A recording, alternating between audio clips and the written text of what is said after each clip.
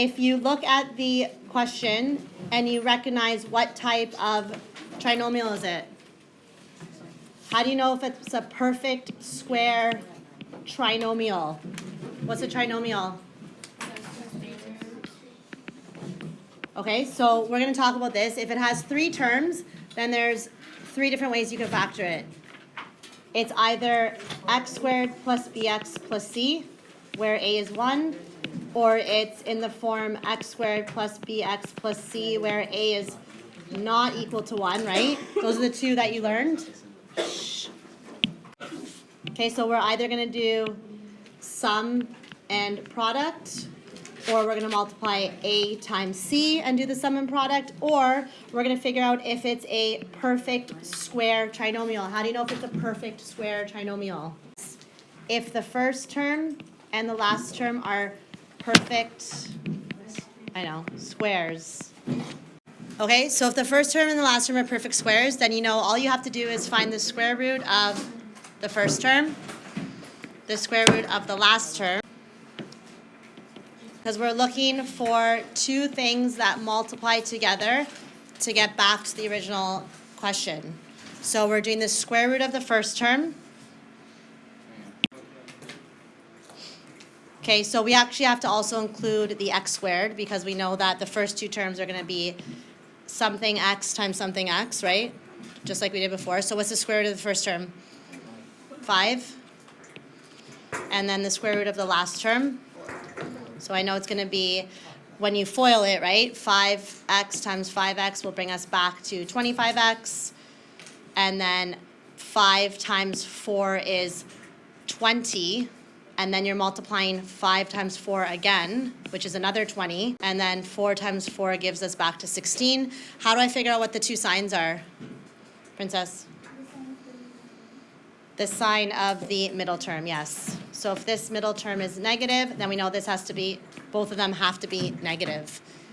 Think about it. A negative times a negative will give us a positive, and a negative plus a negative will give us our middle term, which is negative 40. Okay?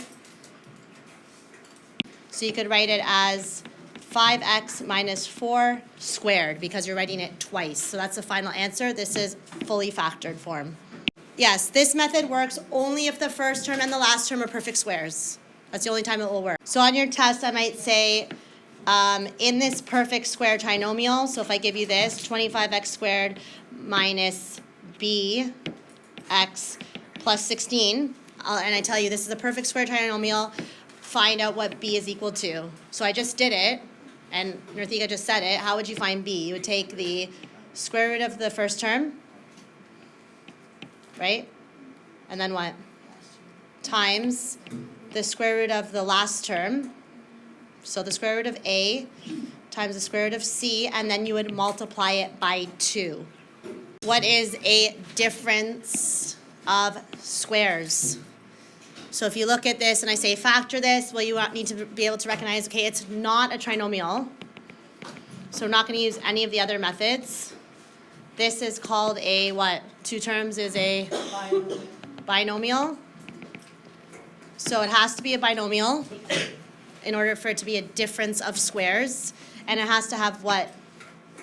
What does difference mean? It has to be separated by subtraction. If it's separated by addition, you cannot use this method of factoring. If it says x squared plus 64, you can't factor it this way. It has to say minus. Okay, and I'll show you why. And then both terms, there's only 2 terms, both terms have to be what? No? Perfect squares. They have to be perfect.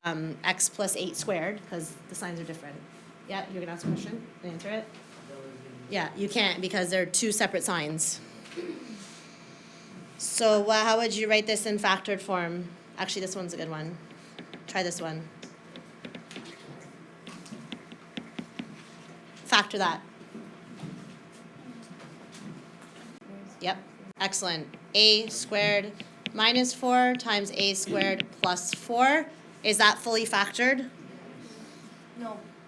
So I have Now I have a squared minus 4, and then I have an a squared plus 4. I can't factor this anymore. Yeah? Sorry? This can be factored. That's a difference of squares still. How can you factor that?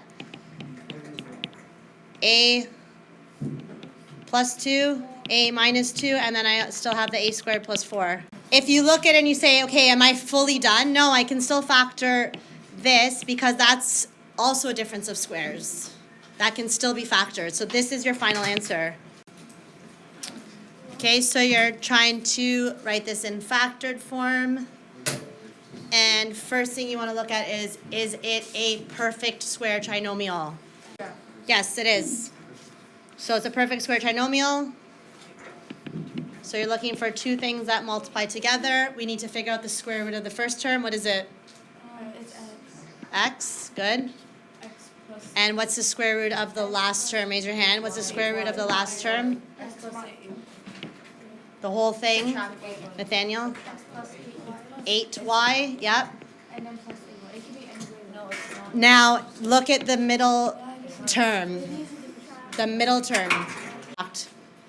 Both have to be subtract. If you're not sure, go back and FOIL this. FOIL that and see if you get back to this answer. So how do I write this in factored form? Yep. Bracket, x minus 8 Squared. That's it. Okay? Pretty easy. What about this one?